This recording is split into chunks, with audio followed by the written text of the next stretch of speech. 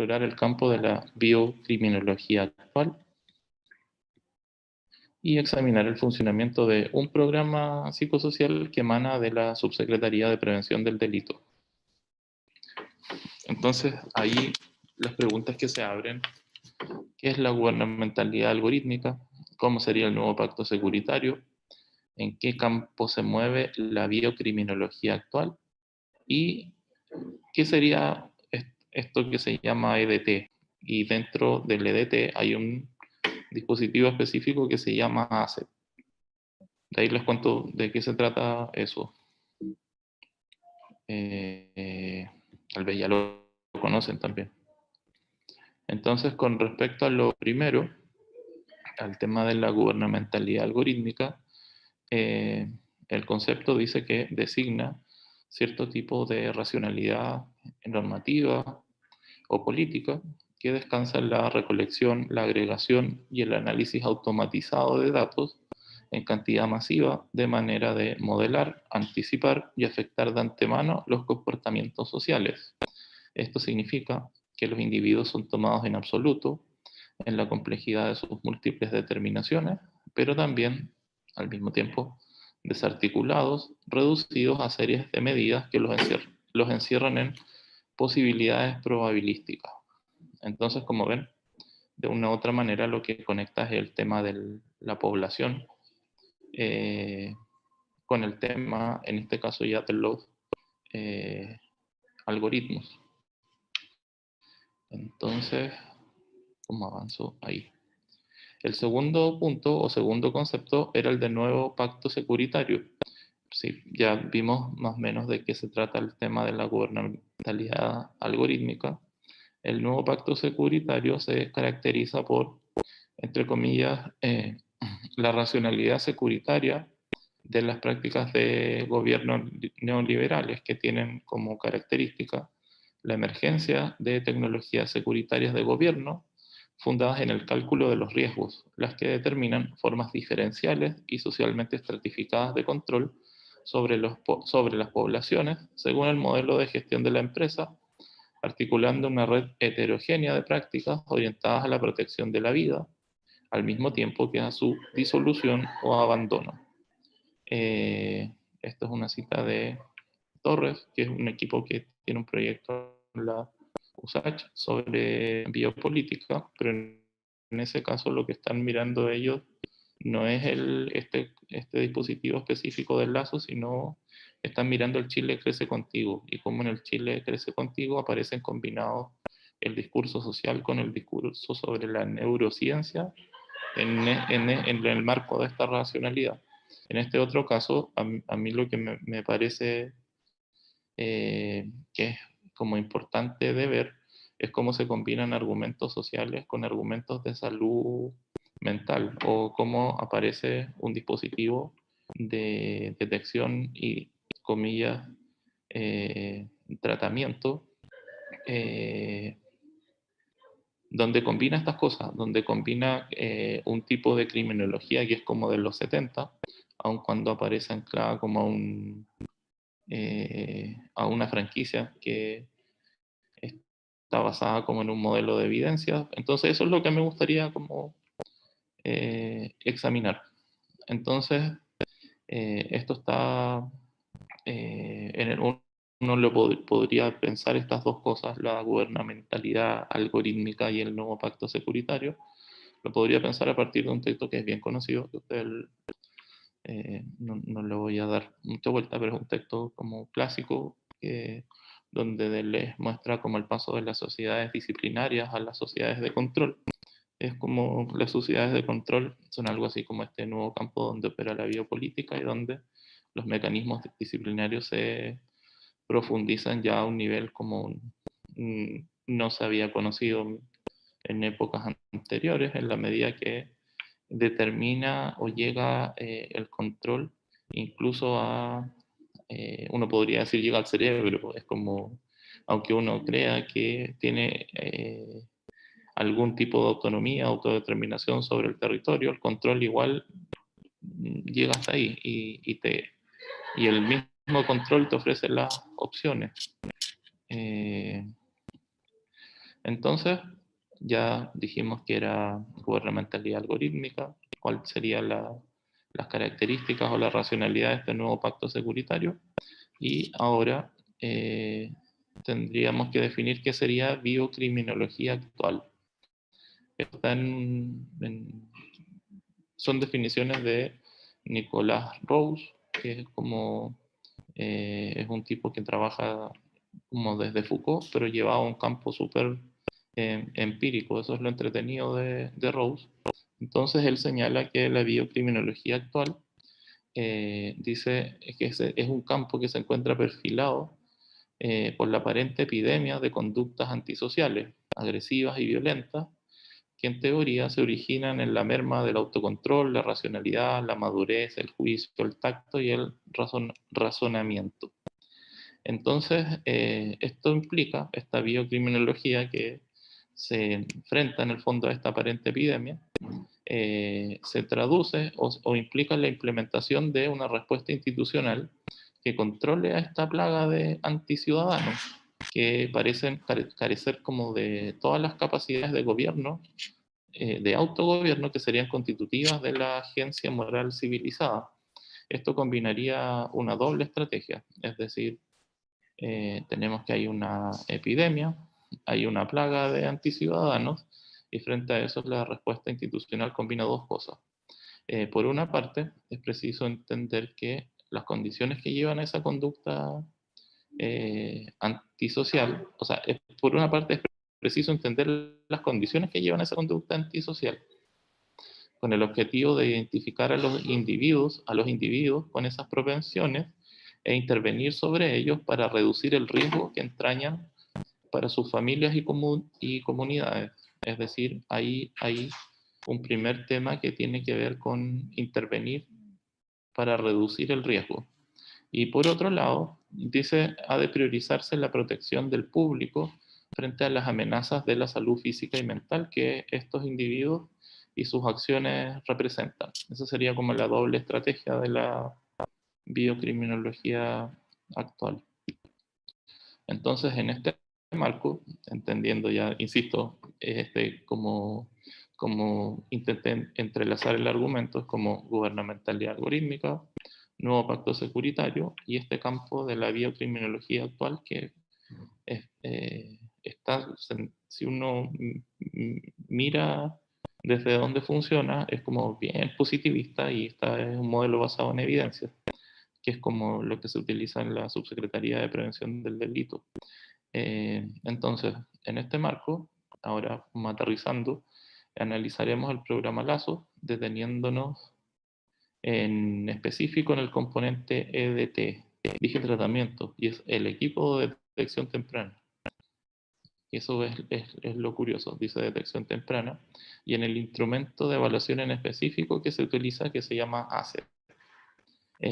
La finalidad de este dispositivo es detectar perfiles de riesgo sociodelictuales mediante la aplicación de un instrumento de origen británico llamado ACET, que evalúa factores de riesgo sociodelictual y en función de los resultados obtenidos deriva a distintos como deriva a otros como podríamos llamar piezas de este engranaje que se llama LASO, que en el fondo tiene un programa que es para como un nivel alto de complejidad, un nivel medio y un nivel bajo. Es como que se repite esa como nomenclatura, está como, yo creo que atraviesa todo el Sename, eso de que hay como alto, medio y bajo.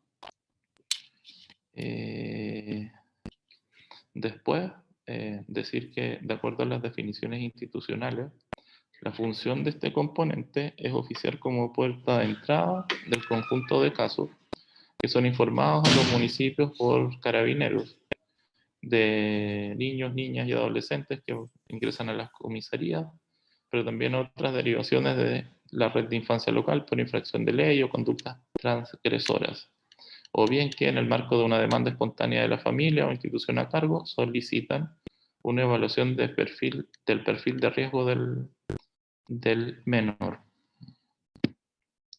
Entonces aquí están las secciones del instrumento. aparecen ahí las distintas secciones, que en el fondo es como un índice en el fondo. Entonces está como una cuestión que es como introductoria de análisis, con datos más personales, después están las condiciones del hogar, relaciones familiares y personales, después temas de educación, capacitación, empleo, contexto comunitario, estilo de vida, uso de sustancias, salud física, salud mental, percepción de sí mismo y de otros, pensamiento y comportamiento, actitudes hacia la comisión de delitos, motivación al cambio. Lo que se puede decir es que se trata de un modelo basado en evidencia. Aparecen datos de contacto de niñas de 10 a 17. Se aplica al adulto responsable en una sesión. Se suben a una plataforma informática.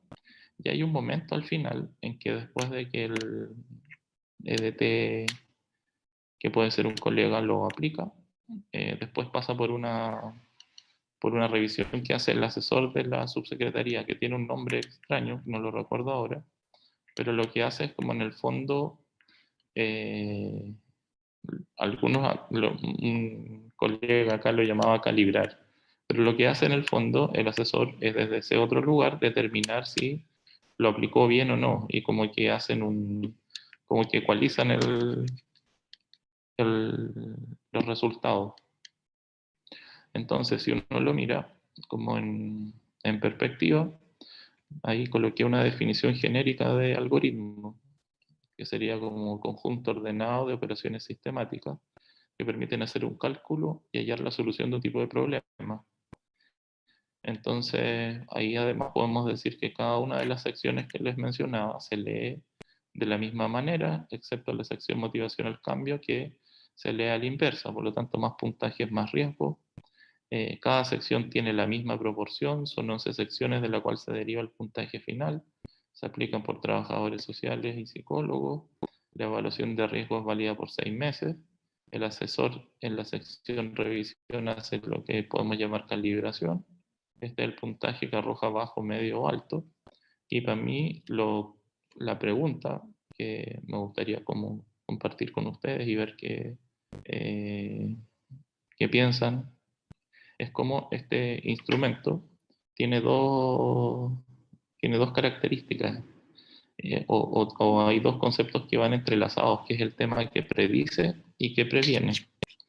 O sea, está enganchada la predicción con la prevención. Entonces, aquí ya terminando, voy a colocar como tres temas que son como para discutir, creo yo. En primer lugar, uno podría decir que es necesario problematizar el continuo entre lo policial, lo situacional, lo psicosocial y lo comunitario en las políticas de intervención social de la Subsecretaría de Prevención del Delito, cuestión que conjuga fundamentos científicos, económicos y políticos. Entonces ahí hay un rollo porque uno puede ver que hay continuidad entre, o que hay coherencia en esta doble estrategia, ya que se trata de intervenir sobre esta plaga para reducir el riesgo y por otro lado proteger al público frente a las amenazas de estos otros sujetos. Y esto se traduce, bueno, en general las direcciones de seguridad pública operan con estas dos, más allá de las diferencias o de la heterogeneidad en los organigramas, tienen un área que es como más operativa, que tiene que ver con la parte más policial o de control, y por otro lado el área de intervención. Una reduce el riesgo y la otra protege al público. Y eso se traduce en intervención psicosocial y en intervención policial, comunitaria y situacional. Ese es un tema.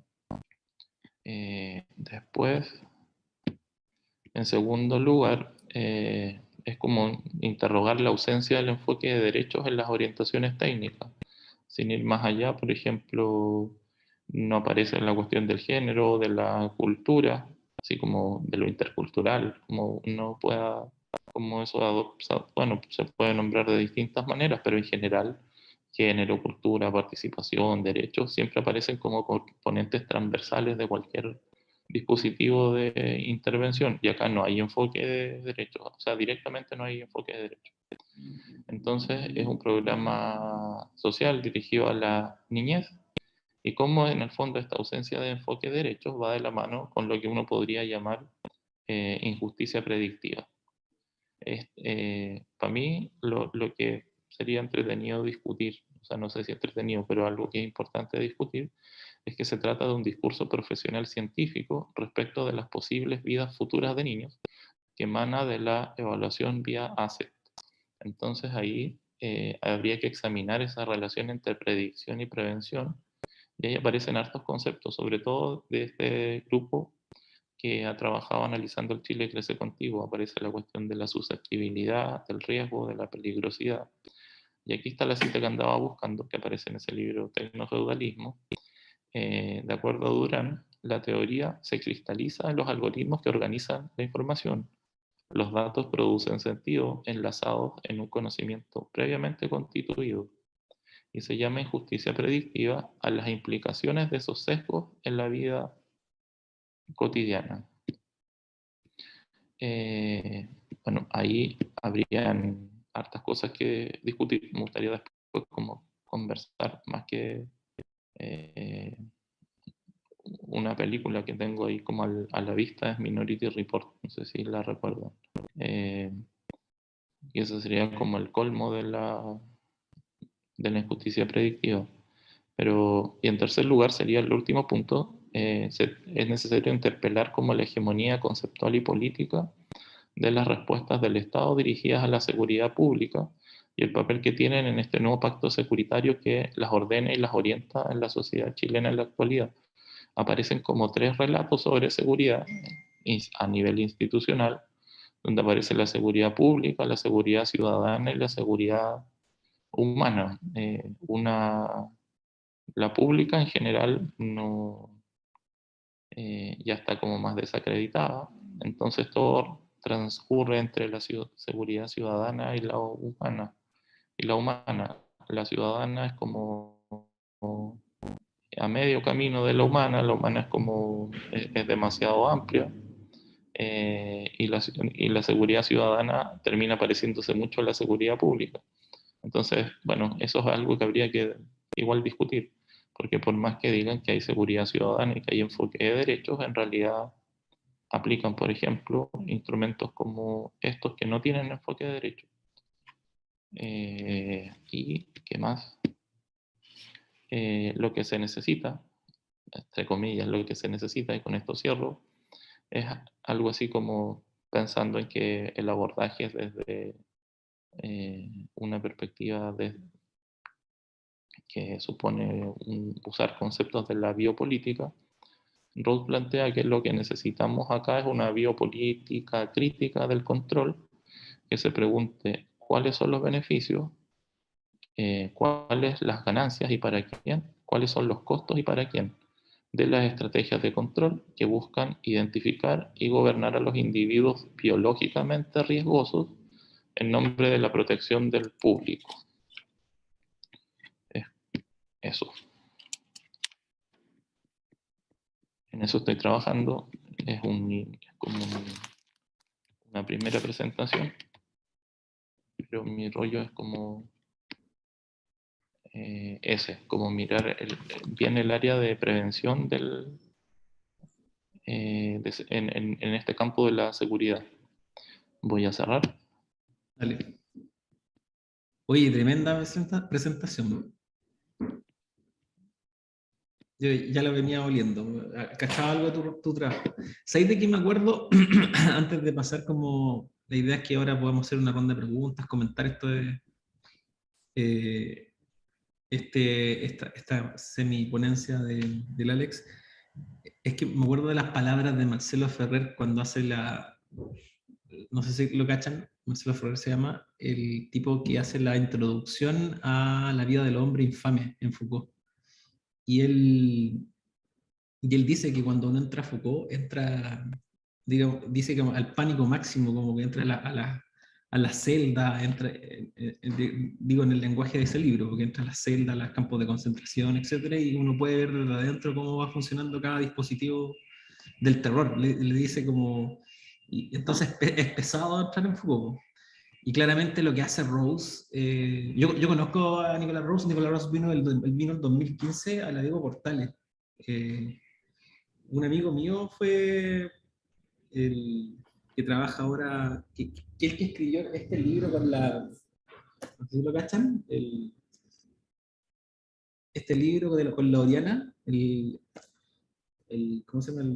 El Sebastián Rojas fue estudiante de Nicolas Rose en Inglaterra, pues, y me contaba, y de hecho cuando él lo trajo, lo vi y justamente estaba hablando de este rollo de la biocriminalidad en esa época. Yo no lo entendía mucho en ese momento porque no había llegado a esa capacidad analítica, pero me parece que es un lugar así como lo interesante es cómo hacía el nexo justamente con el programa Lazos, que debe ser uno de los programas mejor evaluados de Chile con respecto al tema de la intervención en niñez y infancia, o infancia. Oye, yo antes de dar la palabra quería hacerte una pregunta que no me quedó clara y con esto termino. No entendí muy bien la idea de justicia predictiva y las implicaciones que tenía eso. ¿Podías explicarlo un poquito, Alex? O sea, en el fondo, como es un instrumento que evalúa el riesgo y se supone que se adelanta, eh, es como que está, y no tiene enfoque de derecho, es como que te está diciendo antes de que te está tachando en el campo de lo delictual, sin que haya ahí una relación directa. Ok, ok. Bueno, la palabra queda abierta para... Porque eso queda, porque queda todo registrado, además. Y no sé si ustedes conocen la sala SEAD, si uno después, o sea, uno podría hacer un cruce entre la base de datos del Lazos con la sala SEAD y tenéis es heavy si uno lo ve así como hace, lo mira como Big Data. Los niveles de control son máximos. Oye, gracias Alex. Bueno, no sé, pues partamos con una ronda de preguntas. Hoy bienvenida a la Sandra y a la Gaby que ingresaron entre medio. Así que dejo la palabra abierta. Hola. Hola, hola. La Natalia está ahí con la Nati. Alex, pero ahí me costó también, o sea, yo tenía la misma pregunta que el Alejandro, que no cachaba bien el concepto, pero me queda la duda de cómo trabajarlo de otra manera, en el fondo. Sé que las salas no son en ningún caso lo que además prometieron ser en su momento, pero no me queda claro desde esa propuesta y desde lo que estáis trabajando. em, ¿Con qué alternativa poder abordarlo? Alternativa respecto de la producción de los datos, Claro, como es que a mí porque me ocurre quizás que me costó o quizás no logro quizás apropiarme del concepto, quizás es ese mi problema. Entonces, no sé si le podéis dar un poquito de profundidad para cacharlo más operativamente, y por eso te preguntaba si es que hay dado vuelta alguna alternativa, algo así. sí, es que yo creo que se combinan como dos cosas, porque uno es como el almacenamiento de los datos, que ese es como es un tema en realidad, que ahí uno podría entrar en este rollo así como casi de Matrix por un lado, pero también en cómo opera el modelo basado en evidencia, que es súper tramposo, porque la evidencia, eh, el modelo basado en evidencias, por ejemplo, estos programas funcionan con metas. Entonces, curiosamente, mes tras mes hay 13 o 15, de acuerdo, 13 o 15 personas en riesgo sociodelictual. Siempre.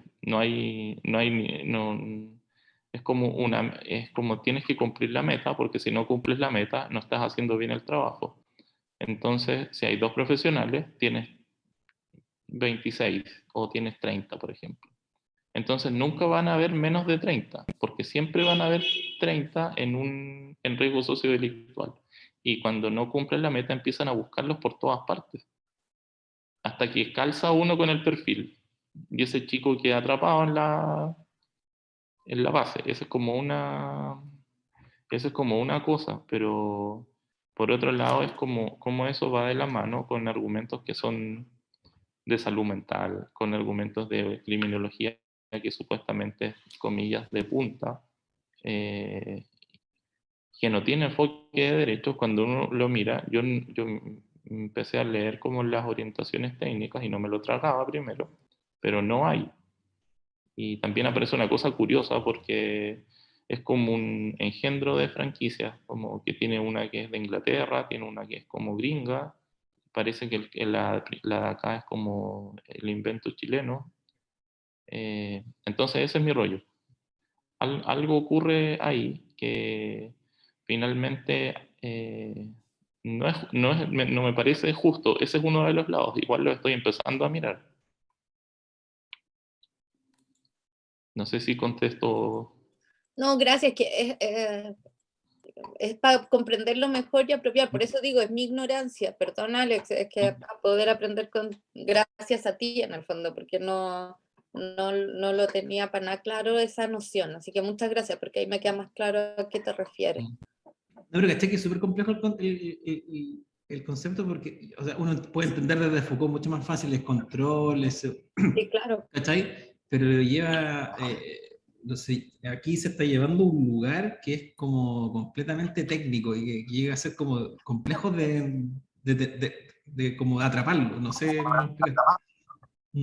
Sí, es que me pasó lo mismo, Ale, por eso no cachaba, no lo lograba como o sea, tampoco es que lo tenga aprendido, pero ahora me queda más claro con lo que dice Alex, complicado. Porque en el fondo, obviamente, al cumplir, pero ahí, ya, perdón, un rollo. Mira, cosa más rica que me está saludando. El rollo también es que no tengo, o sea, más allá que son opciones distintas, que yo no trabajo desde las miradas, desde el enfoque o las perspectivas de corte más neopositivista y eso, sí valoro el que tengamos a través de esos enfoques evidencias para procesos transformativos. Eso sí lo valoro. Creo que de ahí hay un aprendizaje que hay que hacer. El tema es cómo generar esos criterios y esos indicadores de transformación. Creo que ese es otro rollo.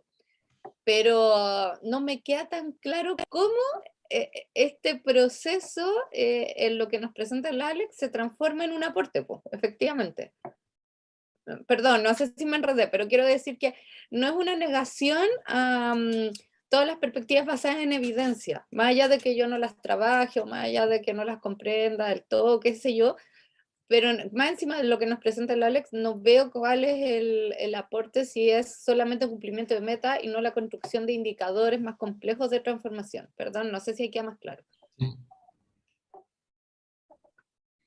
Sí, es que acá lo curioso es la mezcla entre una forma de criminología con el modelo en evidencia. En otros lados yo creo que el modelo en evidencia puede funcionar de otro modo, pero acá cuando uno empieza a mirar cómo se construyen los datos y se conjuga con esto del modelo en evidencias, aparece esto.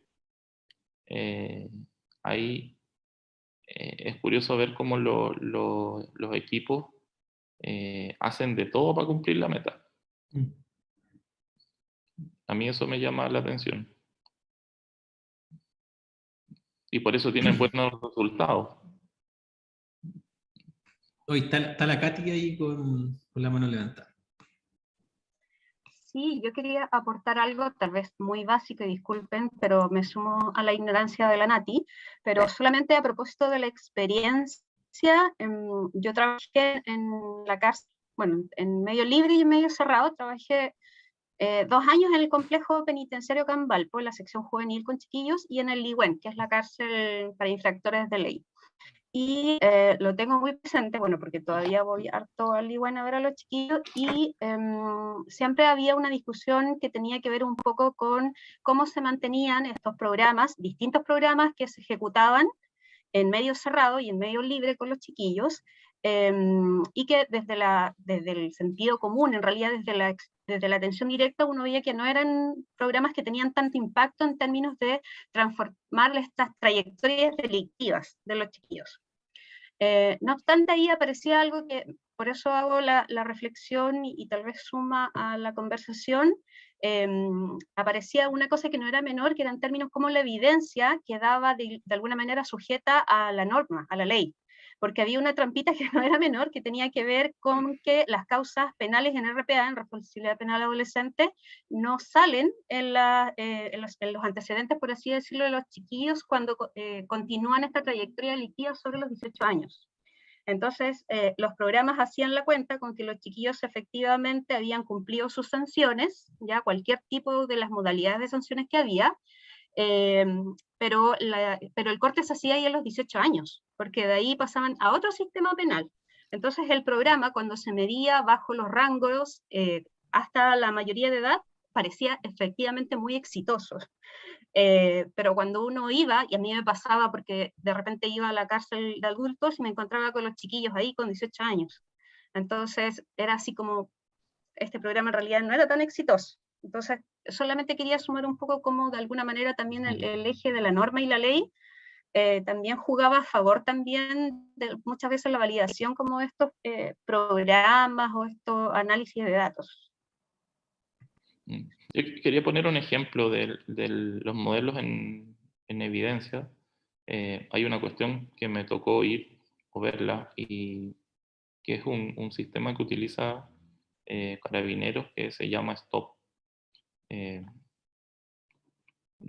Me tuve que involucrar en eso y me daba cuenta, para mí es el mejor ejemplo de cómo funciona el modelo basado en evidencia. Porque lo que ocurre es que, por ejemplo, se reúnen como alcaldes y comisarios serían, a discutir sobre cifras en torno a la seguridad, que es una cuestión que se hace mensualmente.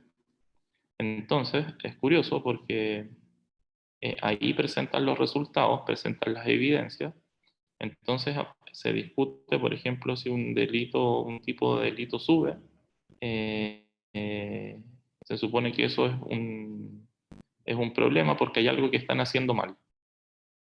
El rollo es que, por otra parte, cuando uno ve lo que ocurre con la dotación de carabineros, se supone que para que lleguen más carabineros y toda la comunidad pide carabineros, tienen que haber más denuncias. Entonces, por un lado, se llama a denunciar, porque si denuncias, se supone que el territorio es más complejo, eso significa que va a aumentar la dotación policial. Pero si no denuncias, no va a subir, entonces la comunidad no va a tener más acceso a carabineros, por llamarlo de alguna forma. Por eso las Condes son zona roja. Claro, el problema es que acá funciona, al otro lado funciona al revés. Es como que incentivan la denuncia, pero en realidad ellos tienen que mostrar que no hay denuncias. A ellos los evalúan bien porque no hayan denuncias, pero ellos incentivan la denuncia. No sé si me explico. O sea, es como hacen las dos operaciones al mismo tiempo. O sea, cuando le ponen nota es porque hay menos denuncias. Si se sacan un 7 es porque bajaron las denuncias. Pero al mismo tiempo ellos dicen, tenemos que fomentarla.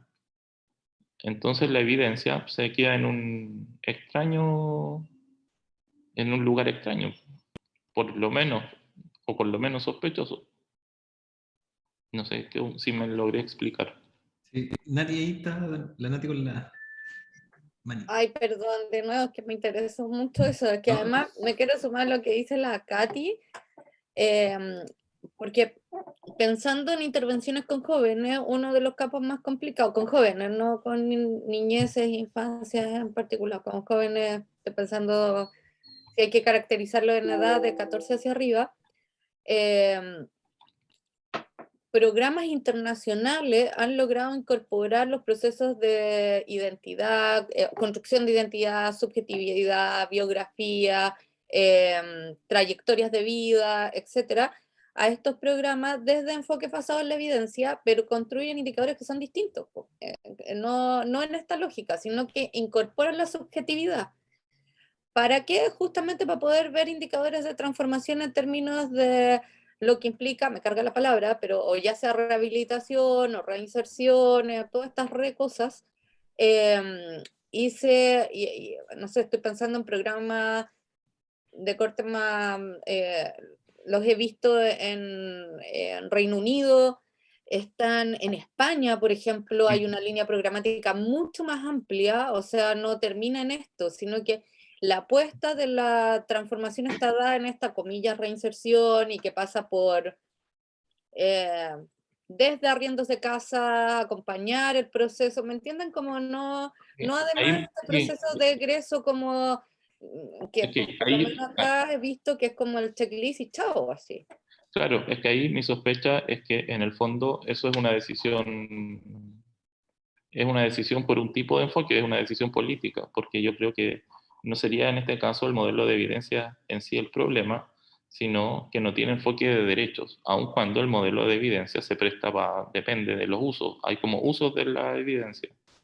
Entonces yo creo que no aparezca ni lo biográfico, ni la subjetividad, ni todo lo que tú comentas, es porque no está el enfoque de derechos y no es casualidad que no esté. No, claro, pero además pasa por, o sea, totalmente de acuerdo, Alex, pero creo que además pasa por el proyecto social que se tiene y cómo se aborda el fenómeno. Pues sí, el fenómeno se individualiza en estos, como se me olvidan los nombres, pero esta cosa como de los criterios criminológicos, así como predictivos.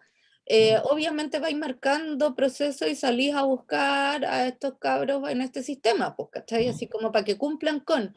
Pero si tenéis una construcción de partida del fenómeno comunitario donde hay intersectorialidad, hay un trabajo comunitario, por ejemplo, los programas de Inglaterra son otra cosa, o sea, la comunidad tiene vínculo y toma decisiones con los jóvenes en sus procesos, ¿cachai?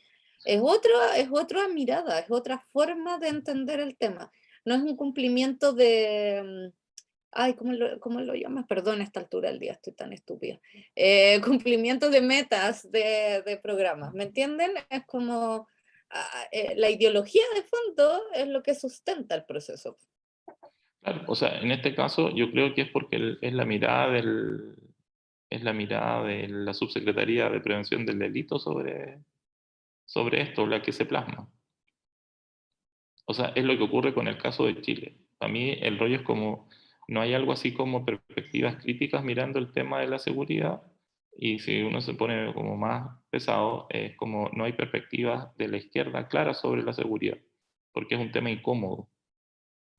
Entonces, esos son como mis líos, porque estoy empezando a mirar esto en realidad. Esto es como una primera aproximación. Entonces, la izquierda en general tiene una mirada incómoda o sea, se siente incómoda con el tema. De hecho, si uno lo piensa en la campaña de Boric, tuvo que empezar a volverse medio...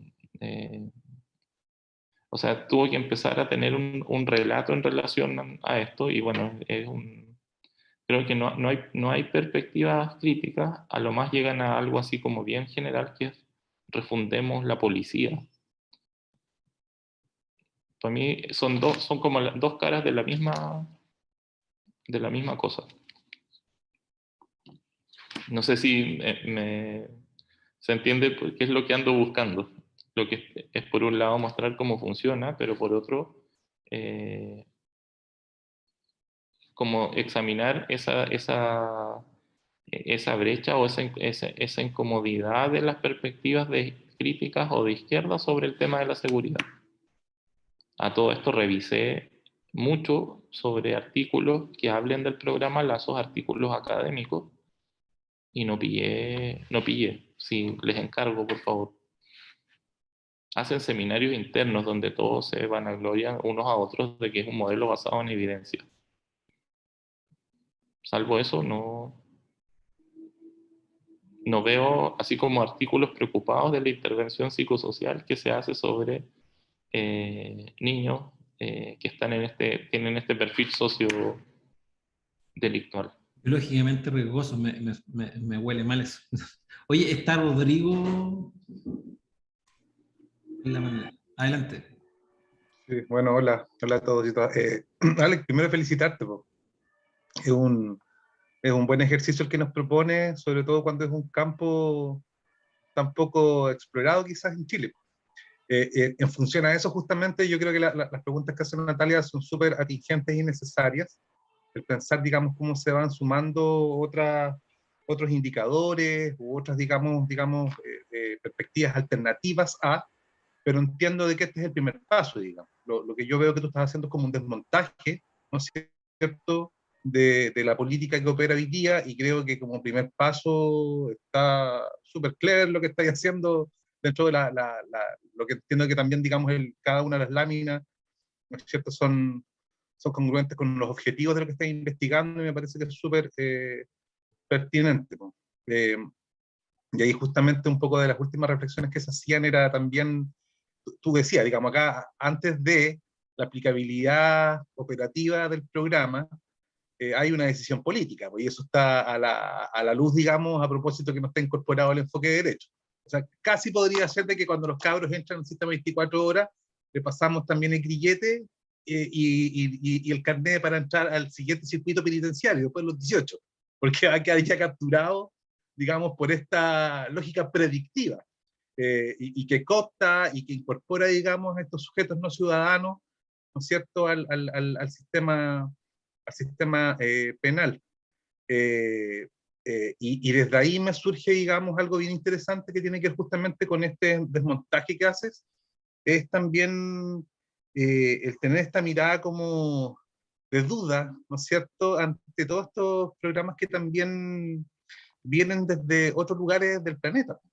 Allá hay también un ejercicio a veces colonizante o autocolonizante, donde nosotros aplicamos estas pautas de lectura de lo social en distintos ámbitos, y resulta que lo delictivo en países como, no sé, en Suecia o España o Inglaterra, tiene características totalmente distintas a lo que podríamos decir, digamos, las configuraciones de un escenario delictivo, delictual, latino. Entonces ahí ya, digamos, hay un desajuste a nivel, digamos, cómo se implementan estos programas. Me acordaba justamente a propósito de lo que tú decías de este énfasis, lo basado en evidencia. Me tocó unos años atrás participar desde el momento uno, cuando llegaron desde Islandia con el modelo basado en evidencia, que está ahora operando desde Senda. ¿No es cierto?, que tiene todo este rollo del trabajo comunitario, con redes, y el programa era maravilloso, pero Islandia es así, po, y viven, no sé, debe ser la mitad de Chile o un poco menos. Los colegios tienen pistas de recortante echadas, y así, pues suma y sigue, donde en realidad, si bien, por ejemplo, el montaje tecnológico que tiene el programa, tenía mucho énfasis, este programa de prevención del consumo de drogas, justamente en la evidencia y en la construcción de un soporte de investigación cototo que tiene el Instituto de Investigación que traía el programa desde Islandia, pero funciona justamente como una evidencia para justificar lo que ya, digamos, desde los lineamientos técnicos está a priori ya de alguna manera definido. Falta solamente la población usuaria, y que eso, digamos, es lo que los equipos mes a mes se encarga de que calce dentro de las metas. Entonces ahí hay un ejercicio interesante justamente, un poco lo que tú decías al final, que es como levantar un poco una lectura crítica desde el control biopolítico, pero también, digamos, a cómo también estos modelos europeos, ¿no es cierto?, o de otras latitudes, digamos, no encajan, no encajan, y creo que el operativo finalmente quedan volando de acuerdo a las posibilidades de dar respuesta a los problemas, cómo se manifiestan desde lo latino, o desde las características que tenemos acá en estos países del Cono Sur. Eso, pero felicitaciones, compañeros. Un temazo emergente, poco abordado, y creo que desde lo ético-político del trabajo social, una necesidad súper importante de hacer estos desmontajes, estas políticas públicas. Así que felicitaciones, Alex.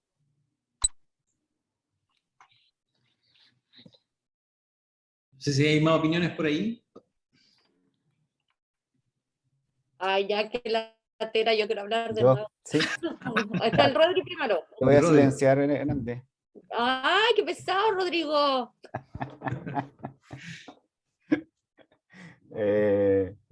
No, sumarme a las felicitaciones. Creo que es una buena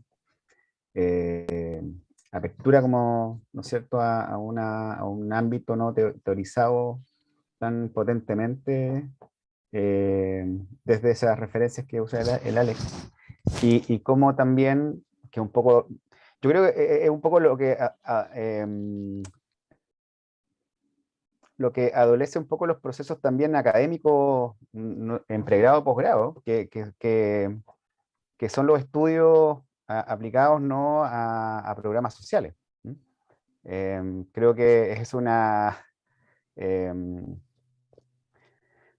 un debe de las unidades académicas, ¿no? De cómo también uno puede motivar a que se realicen más estudios, ¿no? De intervenciones, de líneas programáticas.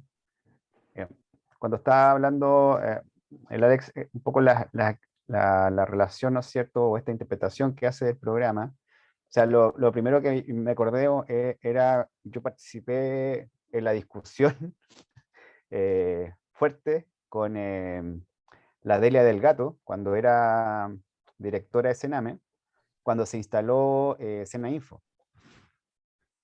Senainfo es eso, ¿no? Es el uso de datos para el control poblacional.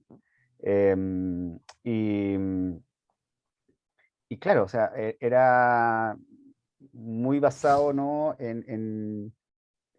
yo creo que casi en hipótesis de proyectos de vida, de trayectorias de vida de niños y niñas. O sea, lo que tú te encontráis, por ejemplo, en el historial de ingresos de niños y niñas y jóvenes, ¿no?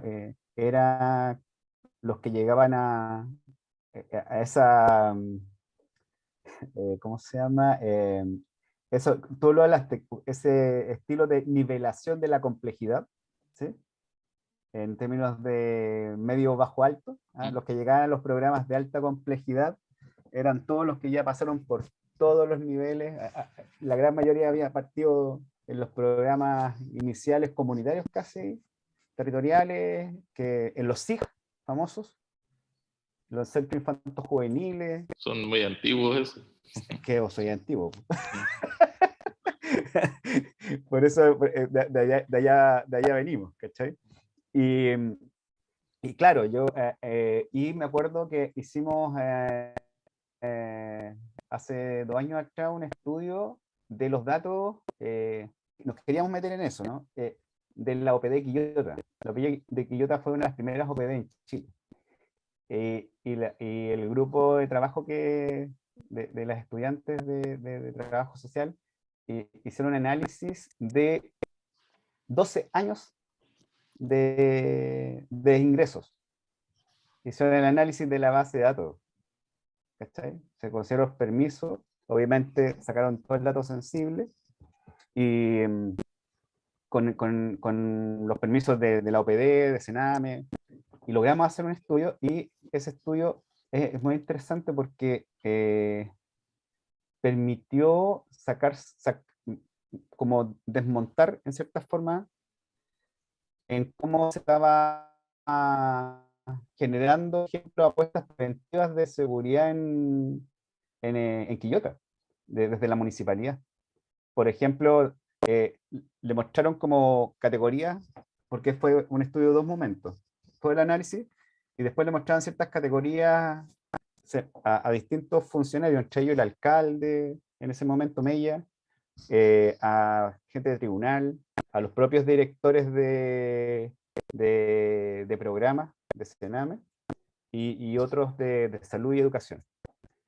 Y por ejemplo, una categoría era como donde ellos pudiesen poner más plata, por ejemplo, en programas preventivos, no sé, pues de abuso y violencia sexual. Y claro, todo iba en su configuración, ¿no es cierto?, y su hipótesis o su supuesto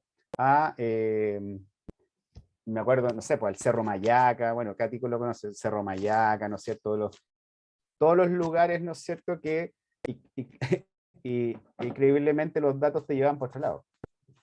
te llevaban a espacios de clase media, espacios de clase alta, ¿cachai? Y en Quillota. Y eso mismo, un poco también era como empezaron y el argumento era, es que nosotros con estos datos nos basamos para instalarnos, ¿no? Entonces cuando tú le instalas, ¿no?, la discusión crítica, ¿no?, de reubicación, claro, y hay que dar la escoba.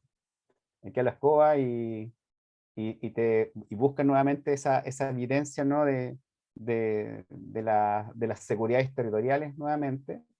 Y tiene que ser, obviamente, porque no hay criterio, por así decirlo,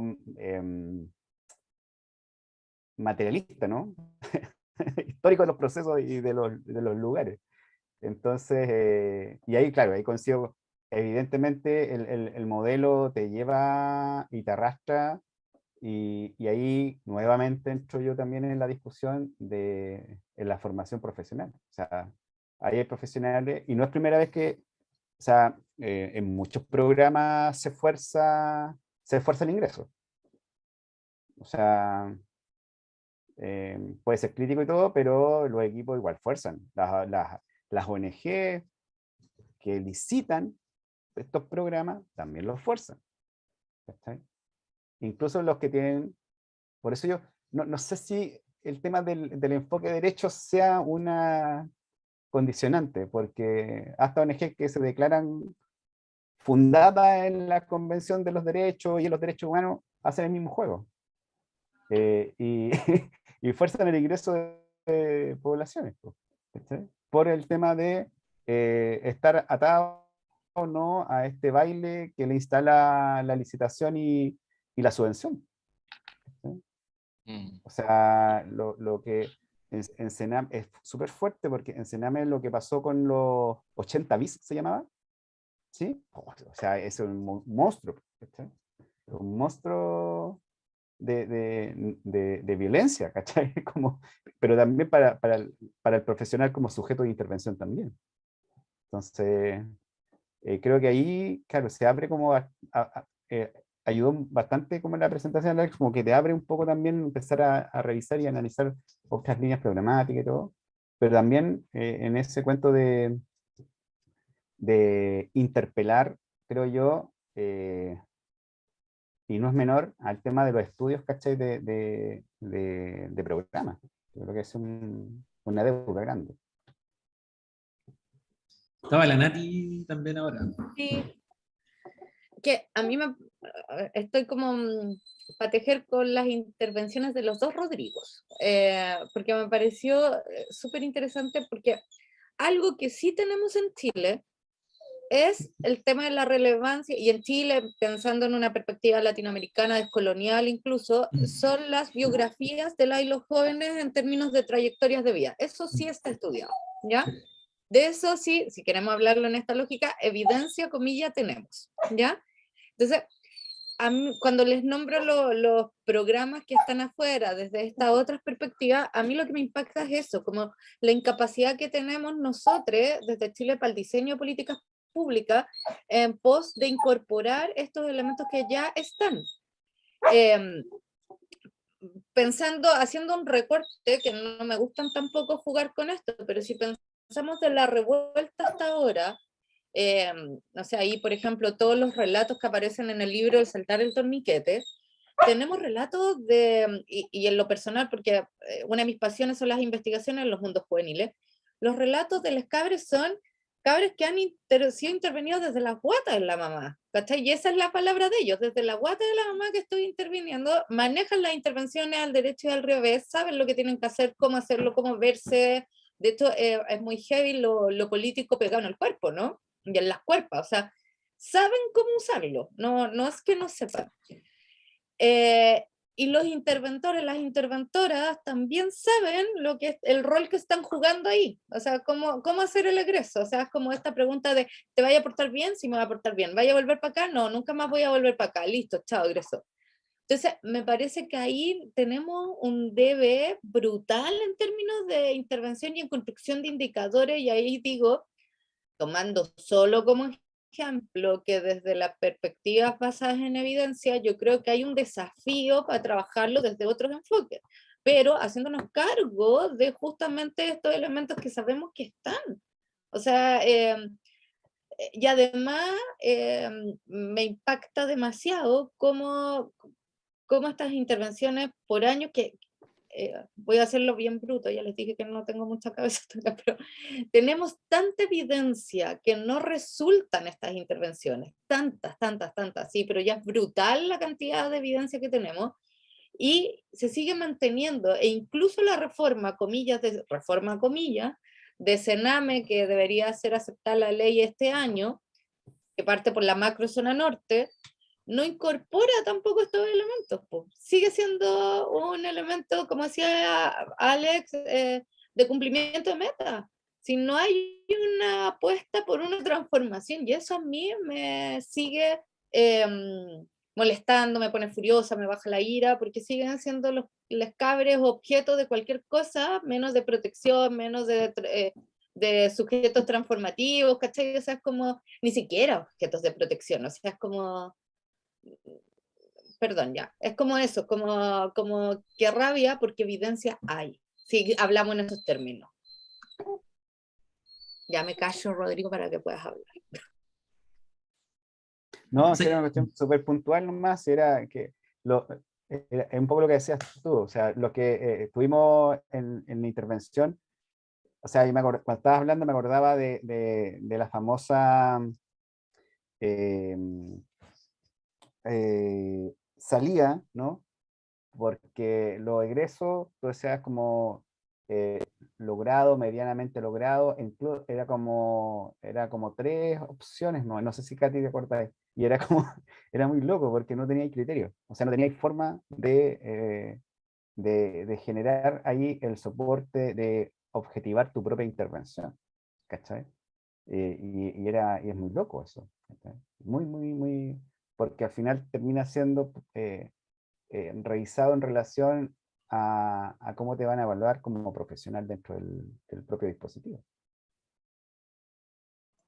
Yo ahí quería sumar solamente a propósito de mi reciente visita al Liwen, como varias cosas que me llamaban harto la atención, porque si bien es un espacio que estoy visitando más o menos con cierta regularidad, en esta última visita la semana pasada, bueno, el Liwen, que es el Centro de Internación Provisoria para los Chiquillos Infractores de Ley, al lado está el semicerrado además, y en algún momento, estoy hablando de años atrás, habían 120 chiquillos y había una demanda pública en algún minuto respecto a que había que hacer más espacio porque venía esto en alza. La semana pasada cuando yo fui habían 35 chiquillos. Y eso, y más mujeres, ¿ya? O sea, no proporcionalmente, pero generalmente siempre habían 1 o 2 mujeres, en esta pasada habían 5 o 7, ¿ya? Que igual es algo que no es tan habitual en términos de género. Pero bueno, una es la bajada proporcional de los chiquillos que están en internación provisoria y bueno, me llamaba mucho la atención a propósito de esto de los indicadores y los instrumentos y cómo van midiendo, que estaban implementando, yo creo que la 1.505.000 estrategia de resolver, porque es impresionante, porque yo al menos cuando trabajaba era común que los chicos se suban al techo, las armas blancas, el tema del tráfico, y más o menos está yo creo que todos saben que además por dónde entra la droga, ¿ya?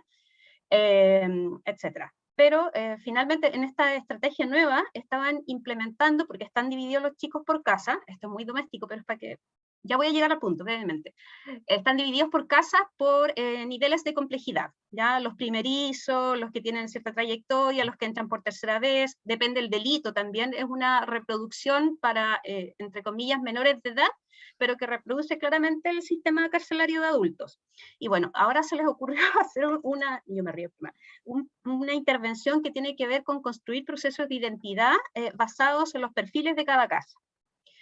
Y paralelo a esa nueva metodología que se les ocurrió, que viene también desde las directrices que está otorgando Sename, por lo menos a nivel regional, no sé si esto será a nivel nacional, se suma un nuevo elemento que me comentaban los interventores, educadores y profesionales allá respecto a cómo hoy día los chiquillos, la data de edad con la cual están ingresando, por lo menos acá en Quinta Región, ha disminuido bastante. O sea, en general estamos hablando de chiquillos de 14, 15 años que están ingresando directamente al sistema privativo de libertad, que es un dato súper relevante, creo yo, pero además con la reproducción de la lógica de las pandillas.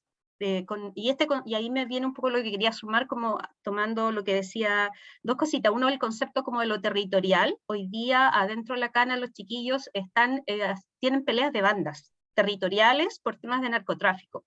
Y eso hace 5 años no estaba. Hace 5 años no estaban renunciando, a propósito de que 2 semanas renunció un funcionario del Limache porque está amenazado por la familia.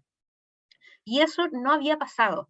Entonces, y ahí tomo un hilo que dejó colgando Rodrigo respecto a la formación profesional, pero yo hablaba con colegas míos que hacen la intervención psicosocial y están dándolo todo, poniendo el cuerpo ahí, en esta lógica de vamos con la participación, ¿cachai? Como este concepto muy ochentero, creo yo, y sin problematizar un poco esto que estaba pasando ahora ya. O sea, ahora ya hay un tremendo problema que tiene que ver cómo se están reproduciendo otras lógicas que tienen que ver con el territorio y el narcotráfico en ese espacio.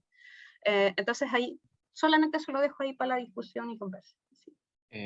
Yo quería decir algo respecto a eso. Yo creo que de lo que he aprendido estos últimos años, hay un lugar donde las intervenciones sociales ni siquiera rozan ni nada, no pasan por cualquier lugar, menos por donde, que es ese tema de el tráfico y el territorio. Ahí no hay, yo creo que ahí hay un lugar que para mí hay un límite de la intervención, porque los colegas, ¿por qué tendrían que ir a intervenir ahí? Lo estoy diciendo porque es una cuestión de vida o muerte, me refiero a eso. Eso, es que para mí el tema, ese tema es súper heavy, porque ahí se abre otro, yo no puede aparecer puede parecer o sonar que estoy diciendo algo reaccionario, pero en realidad tiene que ver con lo que tú dices. Eso está creciendo y está en los territorios. ¿Está Rodolfo? Y lo tocamos en las intervenciones todo el rato. Estaba la Gaby antes. O la Gaby o fue Fue mi gata, fue el pero, gata, ¿cierto? Sí, lo olí. pero igual me quería sumar como a mirar como estamos hasta va a quedar grabado, así que no voy a decir ningún garabato, pero finalmente como que... ¿Puedo poner pausa? No. Porque finalmente como que, claro, estamos haciendo como un juicio súper descarnado y me sumo al juicio descarnado como de responder a ciertas metas y de responder a cierta cantidad de beneficiarios, pero lo real es que también los equipos tienen que pagar sueldos y es bien terrible porque finalmente se construye muchas veces una demanda que existe, tal vez no la que especifican los programas, pero que existe de intervención, pero que finalmente responde también como a la sobrevivencia de los equipos. Y yo creo que eso es bien terrible, y que no lo nadie lo había tocado, porque finalmente responde a un Estado subsidiario, responde a un Estado que se desentiende, que traspasa financiamiento, pero que ni siquiera se aseguran ciertos gastos operacionales. Entonces, claro, o sea, yo creo que mientras no tengamos un ajuste como estructural a nuestra forma de hacer políticas públicas, específicamente las sociales también, va a ser bien difícil que tengamos una discusión distinta en 10 años más, porque yo creo que ahí yo defiendo las intervenciones basadas en la evidencia, no desde la evidencia, porque me parece que hay que partir de algún lugar y que hay que dar cuenta de las intervenciones, Si yo entiendo la evidencia desde ahí, me parece que las evidencias son sumamente significativas para los procesos de toma de decisiones. Ahora, si eso se restringe y se reduce a tener un mínimo de financiamiento, me parece súper rasca como lo estamos aplicando y que finalmente es eso. Eso quería decir. Gracias, Gaby. Y está Rodolfo con la mano levantada. Sí, hola. Voy a tratar de hablar un poco lento. ¿Se escucha bien? Estoy saliendo del COVID, así que como que de verdad me canso mucho en hablar. Entonces, no, estaba escuchando las intervenciones. A ver, hay varias reflexiones, la verdad, y en distintos niveles, ¿sí? Creo que hay un problema, y con esto a lo mejor hago una introducción de lo que estoy pensando, porque estoy recién pensando en un tema a investigar como de aquí al mediano plazo, y lo voy a unir. ¿Por qué? Porque de alguna manera estoy tratando de pensar procesos de formación disciplinaria. Entonces, en virtud de entender los procesos de formación, uno se podría hacer varias preguntas. El trabajo social, en su aspecto formativo, disciplinario, ¿tiene pertinencia de intervenir en esta discusión que estamos hablando? O sea, los métodos y las técnicas que se están utilizando son de modelos, ¿no? De modelos que son exportados, básicamente. Y bajo esa lógica se pretende instalar estos modelos de manera muy inflexible, llamémoslo de alguna manera. Por lo tanto, el rol del trabajador social bajo esta lógica, ¿cuál es? ¿La aplicación de una técnica? ¿Aplicación de una técnica que viene dada por la construcción del modelo que se exportó? ¿Cuál es el quehacer profesional? Esas son mis preguntas que me hago respecto a esto. ¿Cuál sería el quehacer del trabajador social que está aplicando este instrumento asset que comentaba Alex? ¿Es necesario que sea un trabajador social? Por lo que veo, no. Por lo que veo, no, porque se presenta el modelo tan riguroso, tan inflexible, tan etapista, llamémoslo de alguna manera, tan predictivo, que me lo pregunto, no lo sé, lo desconozco, por eso lo planteo como una duda. Si efectivamente es una... ¿qué hace el trabajo social con eso? En virtud de eso también me preguntaba respecto a los procesos formativos y ver en virtud de la emergencia de nuevas subjetividades críticas, en virtud de la emergencia de lo denominado, comillas, nuevos fenómenos sociales, ¿cuál es la formación?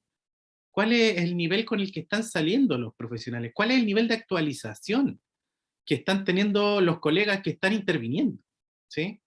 Entonces creo que ahí surgen muchas preguntas que es muy interesante analizar. ¿Cuáles son los dispositivos éticos y políticos que de alguna manera subyacen a la lógica de intervención que están por sobre los modelos y las técnicas aplicadas por estos modelos? Entonces, creo que ahí surgen muchas discusiones. Yo insisto, estoy como pensando estos temas en virtud de un proceso de investigación a mediano o largo plazo, y trato de ubicar la aplicación de estos instrumentos a nivel profesional, entendiendo en los dispositivos de formación de las mallas curriculares, por ejemplo, ¿dónde estaría ubicada esta reflexión? ¿Estaría ubicado en el apartado de los talleres y las prácticas? ¿Estaría ubicado más bien en la línea de las teorías, de la investigación, de la episteme? ¿De qué? Entonces, planteo esta duda en función de entender que de alguna manera hay un rol disciplinario que dar respecto de qué vamos a hacer respecto de la aplicación de estos modelos. Y yo creo que ahí no se está disponiendo el acento, se está poniendo el acento en la evidencia, ¿sí? Y la evidencia la podemos obtener de distintas técnicas, estamos claros, hay distintos modelos de intervención basados en evidencia, estamos claros también de eso. Distintos modelos que se exportan a nivel más bien europeo y norteamericano más que latinoamericano, también eso es como se puede constatar.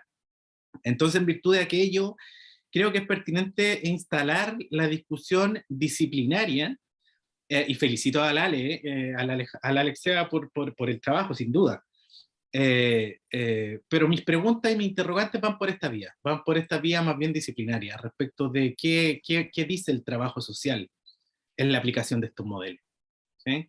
Y desde ahí partir desde una perspectiva más crítica o desde lo crítico, más que de la crítica, para mirar estos procesos. Y en ese marco creo que la reflexión pasa por eso, pasa por ver cuáles son los perfiles de egreso que están teniendo los colegas cuando salen de la universidad y qué tan actualizados son los que ya egresaron hace un rato respecto de la aplicación de esto. Yo lo que entiendo, y ahí me interesaría mucho que Alex lo planteo como una duda que ojalá pudiese profundizar, no ahora, pero como en un mediano plazo, que hace relación con cuál es el perfil del trabajador que aplica estas técnicas. Me imagino que la subsecretaría debe tener un tipo de profesional, ¿no es cierto? Tiene que tener ciertas competencias ese profesional, y no es cualquiera. Yo entiendo que es un profesional, comillas, altamente calificado. ¿Calificado en qué? No lo sé, lo desconozco, por eso lo planteo como dudas, ¿sí? También recojo un poco lo que comentaba Gaby, creo que era, respecto al tema de las condiciones materiales de existencia. Es una realidad, es una realidad. Entonces, bajo esa lógica, hay una trazabilidad aquí en la aplicación más bien de carácter mercantil, uno podría decir, en virtud de que efectivamente los sueldos a nivel de mercado que están siendo mejor remunerados son justamente los profesionales que trabajan en este tipo de trabajos, ¿sí? Entonces creo que ahí hay varios elementos que es pertinente revisar, y también yo creo que hay que cuestionar el rol de la disciplina respecto de esto, qué tiene que decir, qué tienen que decir las escuelas de formación, las mallas curriculares. Yo que tenga entendido, y eso lo voy a empezar a mirar de alguna manera, el tema de la seguridad es un tema, comillas, nuevo, comillas, ojo con las comillas, respecto de la formación profesional, ¿sí? Yo no sé, me atrevo a decir que no deben tener más de 10, 15 años los diplomados que han salido respecto de seguridad, por ejemplo.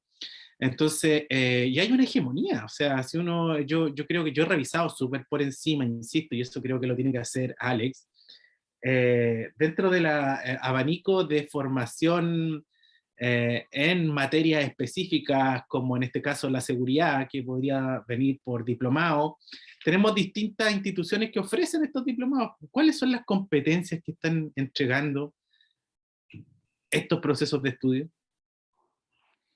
Entonces creo que es algo interesante. Yo llego hasta lo disciplinario porque, como les digo, estoy pensando en investigar este tema de la formación. Y en eso estoy tratando de analizar, bueno, voy a empezar a pedir, no sé, por las mallas, revisar todas las mallas, los programas de estudio, la bibliografía, etc.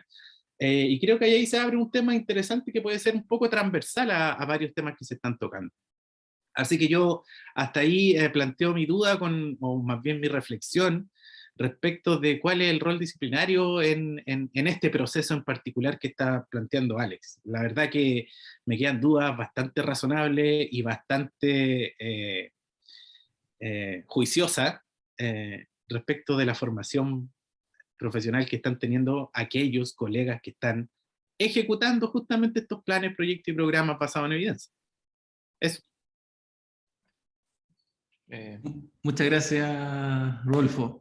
Sí. Alex, ya, No, yo está entretenida la conversación.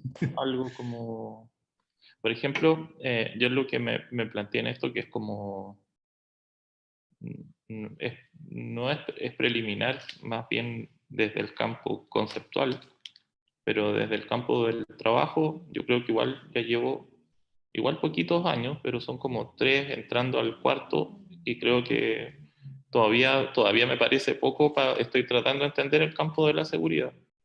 Ahora, dicho eso, en este caso, apliqué un enfoque que es un enfoque de la gubernamentalidad. Y en general, la crítica que yo tengo a este enfoque que utilice es que termina viendo, ya sabe lo que va a ver antes de aplicarlo. En general, yo trato que este enfoque de la gubernamentalidad en mi trabajo siempre conviva con un enfoque sobre la hegemonía. precisamente porque, por un lado, me parece que está súper bueno desmontar todo el cómo opera el dispositivo, pero tampoco se trata de quedarse atrapado en el callejón sin salida. Y claro, cuando uno describe este dispositivo, puede llegar a niveles súper específicos, súper finos, y mostrar que en el fondo estamos atrapados en una gran red de gubernamentalidad.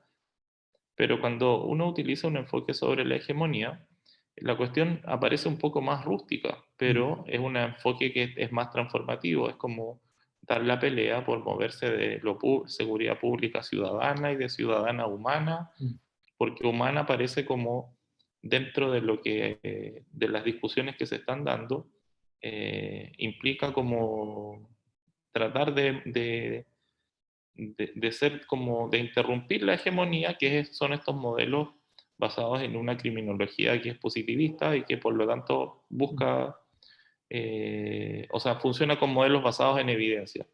Dicho eso, creo que ahí me ocurren dos cosas. Si uno piensa en la formación, hay como dos alternativas.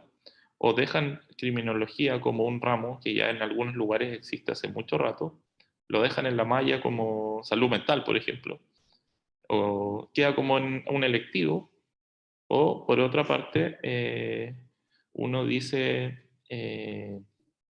¿saben qué? O al menos yo me compré eso, o me lo creí, y es que la intervención social se define más por tu enfoque que por el tema. Entonces, en mi caso, siempre cuando esté interviniendo en un lugar, siempre voy a trabajar con esos dos enfoques. Y me voy a insertar en un lugar donde, claro, hay ciertas reglas institucionales, pero yo posiblemente aplique este mismo enfoque si trabajo con adulto mayor, o trabajo con niños, o trabaje con jóvenes, o con infractores de ley. Voy a aplicar el mismo enfoque. O sea, de eso depende mi perspectiva sobre la intervención. No se mueve respecto del tema. Y ahí diría dos cosas que antes me parecían obvias, pero creo que no tienen nada de obvias. Es que uno es como examinar las discusiones de la Sociedad Chilena de Criminología, que es un lugar donde se conjugan estas cosas, y por otra me di cuenta que, claro, hay estudios críticos sobre seguridad. De hecho, existen los Security Critical Studies o algo así, y también existen ya las perspectivas decoloniales sobre seguridad desde el 2007, 2008, porque como esta discusión está en Inglaterra, y a propósito de Nicholas Rose, estamos como unos 10 o 15 años como... O sea, perspectivas críticas sobre seguridad existen, ya hay escuelas, hay una escuela que se llama de París, creo, hay varios lugares donde uno podría como escarbar, y yo al menos los descubrí hace poco. Voy a entrar ahí, no hay mucho en castellano, pero al menos ahí hay una hebra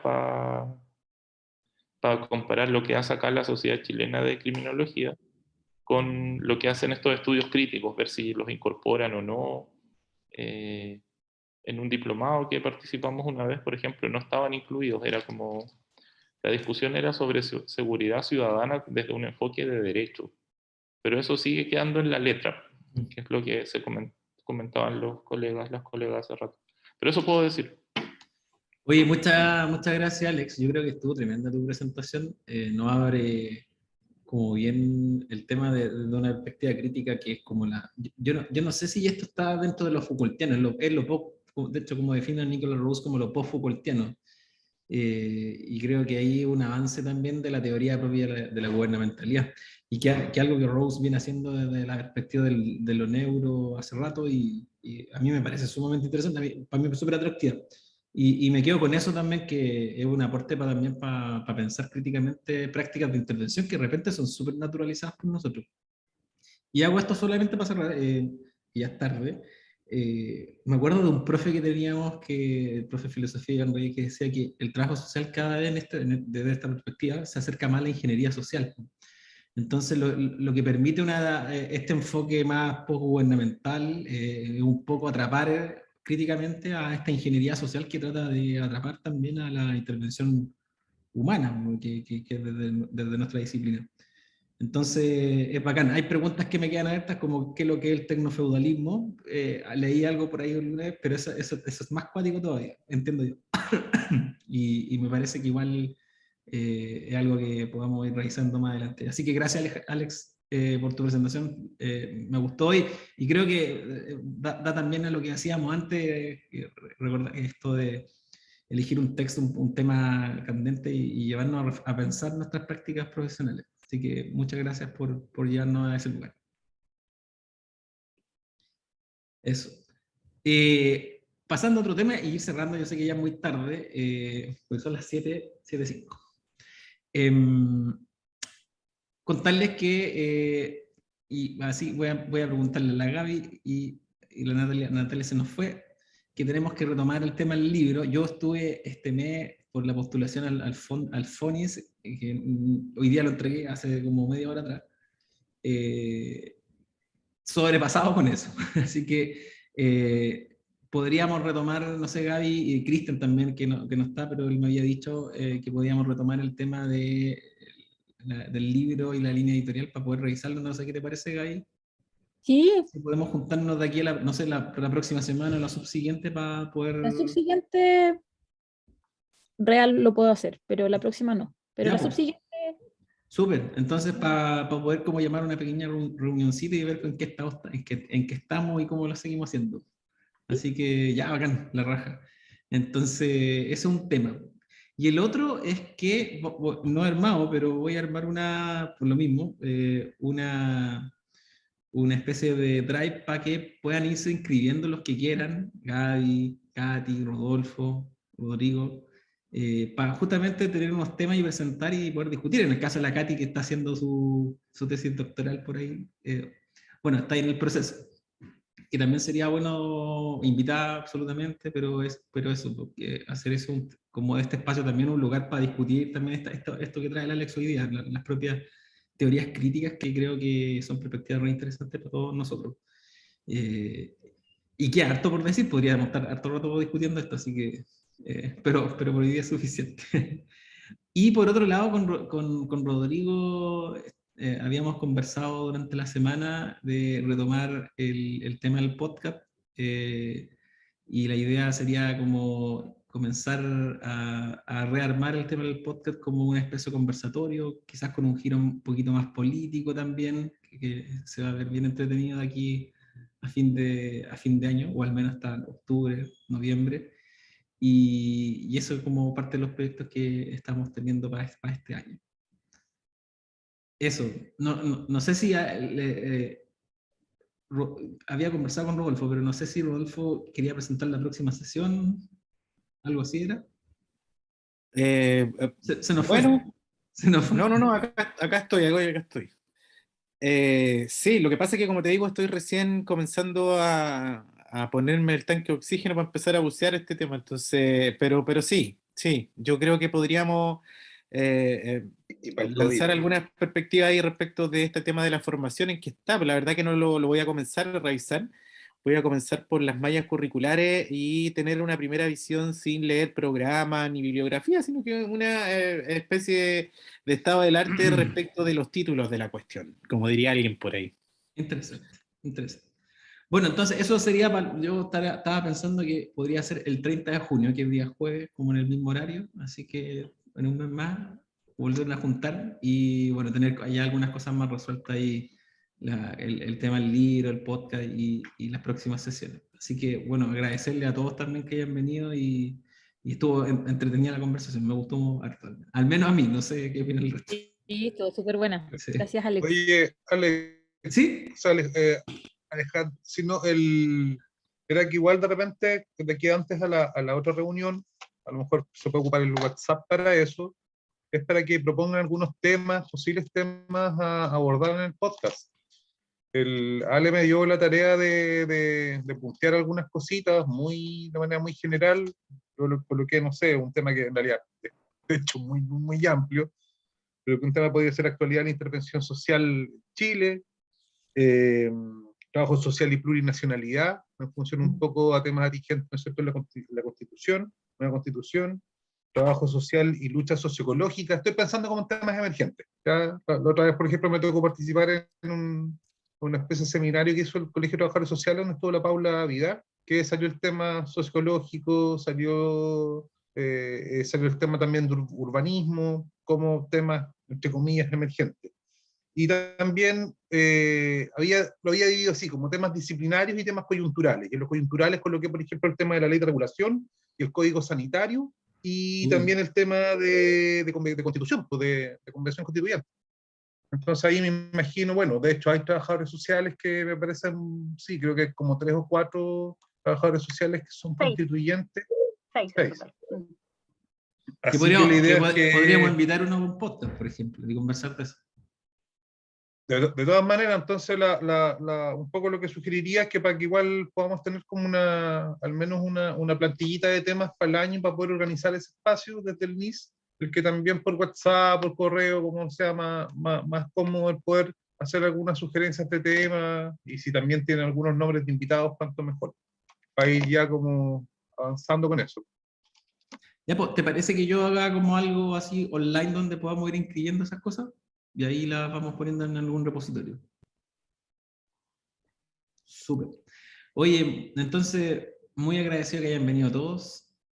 Qué gusto verlos también y nos vemos la próxima sesión y gracias por su participación. Gracias a ustedes. Gracias, Alex. Gracias, Alex. Chao. Nos vemos la Chao. próxima. Nos vemos la próxima. Gracias. Chao, buenas.